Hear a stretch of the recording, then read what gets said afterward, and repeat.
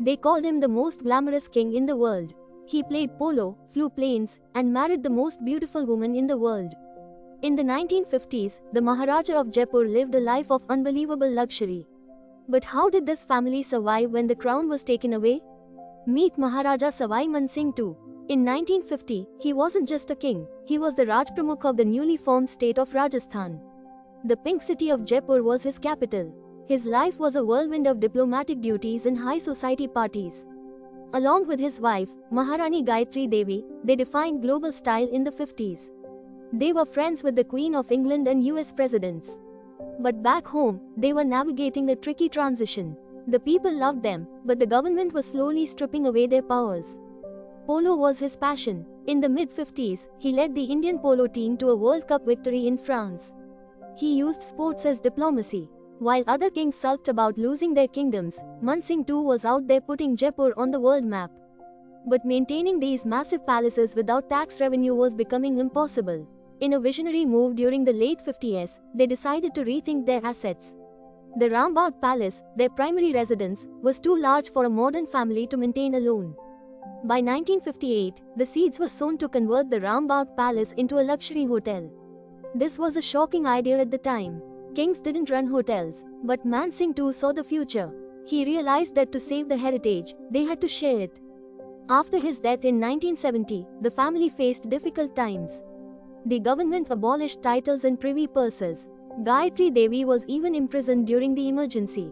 The glamorous life of the 1950s seemed like a distant dream as they fought to keep their properties. However, the hotel decision made in the 50s paid off.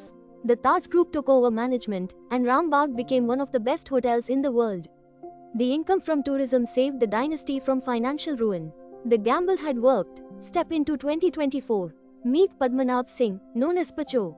He is the great-grandson of Man Singh II. He is young, dashing, and a professional polo player. He has walked the runway for Dolce & Gabbana. He is the spitting image of 1950s glamour, rebooted for the Instagram age. In a move that would have shocked his ancestors, Pacho became the first royal to list a suite in the city palace on Airbnb. For a hefty price, you can sleep like a king. It is the ultimate blend of royal heritage and the gig economy. The royal family of Jaipur now acts as custodians of art and culture. They run the City Palace Museum, which is impeccably maintained. They host literary festivals and art shows. The palace is not just a home, it is a thriving cultural center. Just like in the 1950s, polo is back in fashion in Jaipur. Pacho captains the Indian team, bringing the sport to a new generation. The polo grounds that Man Singh II loved are once again thundering with the sound of hooves. Then, Man Singh II was a ruler dealing with the loss of his state. Now, Padmanabh is a celebrity influencer dealing with global brands. The medium has changed, but the message of royalty and style remains exactly the same. In the 50s, Jaipur was a quiet regional capital. Today, it is part of the Golden Triangle of tourism. The decision to open up the palaces 60 years ago transformed the economy of the entire city. Local artisans, guides, and hotels thrive because of it. The royal feasts of the 1950s featured elaborate vegetarian dishes like kar sangri and ghevar. Today, these dishes are served in the palace restaurants to tourists.